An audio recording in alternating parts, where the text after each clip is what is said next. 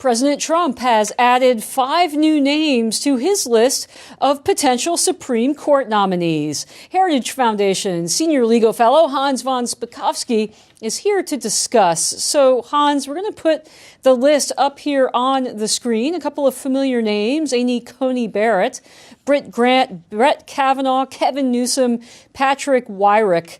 What do these people have in common?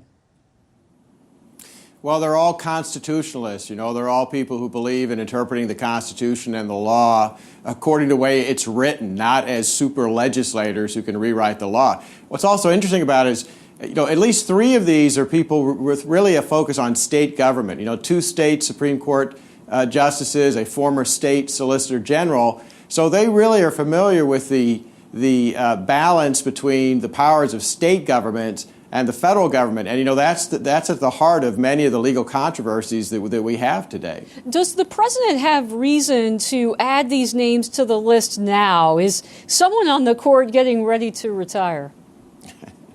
Well, there have been rumors now for the past year that Anthony Kennedy is going to retire. Those rumors keep swirling around Washington. No one really knows the truth of that, but this might be another indication that that may happen sometime soon. Is it good practice from a public policy perspective to make this list public? Because, Hans, I can't remember any other president doing this.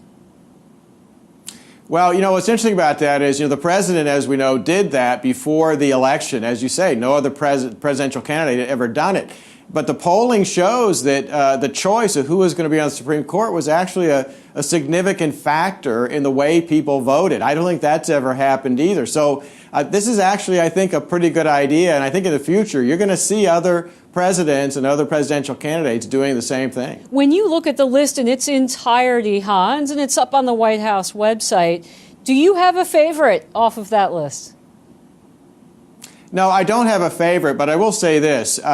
If you look at that list and you also look at the more than a dozen judges that have already been confirmed that the president has picked, you see a stark contrast with those picked by President Barack Obama. Obama picked some of the most left-wing radical ideologues to ever sit on the federal bench. By contrast, Trump's picks are all constitutionalists, like I said, people who really believe in applying the text of the law and not rewriting the law. Applying the text of a law, what a concept. Heritage Foundation scholar Hans von Spakovsky, thanks very much. Thanks for having me.